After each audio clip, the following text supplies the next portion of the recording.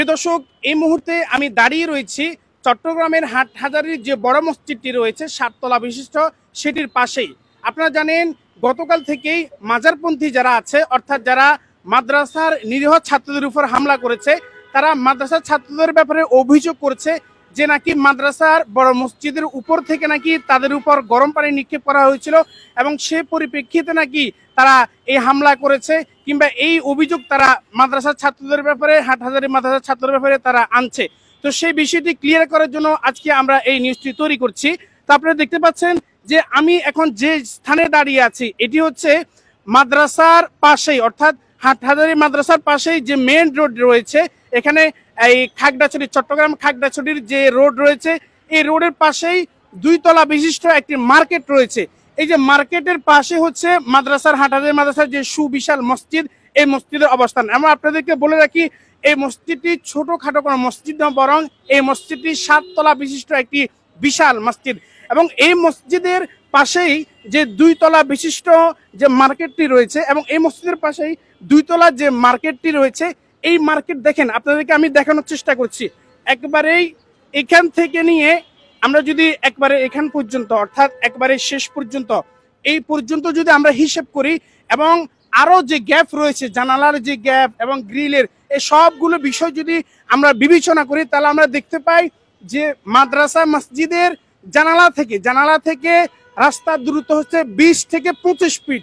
এখন আপনি একটু সাধারণ জ্ঞান দিয়ে চিন্তা করুন যে আমি ধরে নিলাম, সাময়িক তর্কের খাতিরে আমরা ধরে নিলাম যে পানি নিক্ষেপ করা হয়েছিল। এখন সাধারণ জ্ঞানে যেটা বোঝা যায় যে কেউ একজন যদি কোনো একটি থালা বাসনে করে পানি নিক্ষেপ করে, তাহলে সেটি অসম্ভব একটি ব্যাপার হচ্ছে যে সেটি রাস্তায় গিয়ে পৌঁছাবে।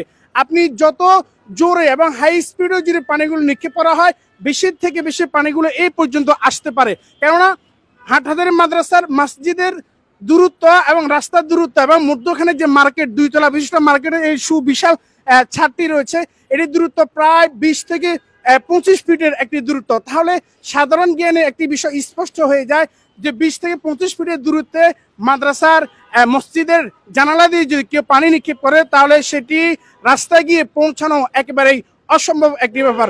সুতরাং আমরা স্পষ্টভাবে এখন বলতেই পারি যে হাটহাজারী মাদ্রাসার ছাত্রদের ব্যাপারে যে অভিযোগ আনা হয়েছে, সেটি একবারেই বানোয়াট একটি মিথ্যাচার আমরা সহজে বলতে পারি। এবং আরেকটি বিষয় হচ্ছে, মাদ্রাসা শিক্ষার্থীরা যখন ভাত খেতে গিয়ে একটু তাড়াহুড়া হয়ে যায় কিংবা তাদের সময়ের কমতি হয়ে যায়, তখন সাধারণত তারা এই থালা কিংবা বাসনকে, প্লেটকে তারা ধুয়ে সাধারণত মাঝে মধ্যে এই ভবনটি রয়েছে, এটির ছাদের উপরে তারা পানিগুলোকে তারা নিক্ষেপ করেন।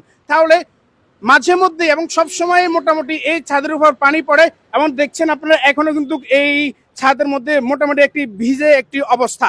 তো তাহলে আমরা স্পষ্ট বলতেই পারি যে মাদ্রাসা মসজিদের যে জানালার ফাঁক দিয়ে যদি পানি নিক্ষেপ করে, ধরে নিলাম তর্কের খাতিরে গরম পানিও যদি নিক্ষেপ করে, সেটি যে মাদ্রাসার এই যে ভবনের পাশে, অর্থাৎ মসজিদের পাশে 2 তলা বিশিষ্ট ভবন, এবং ভবনের পাশেই এখানে মেইন রোড রয়েছে, খাগড়াছড়ি রোড, এই রোডে আসা একেবারেই অসম্ভব একটি ব্যাপার।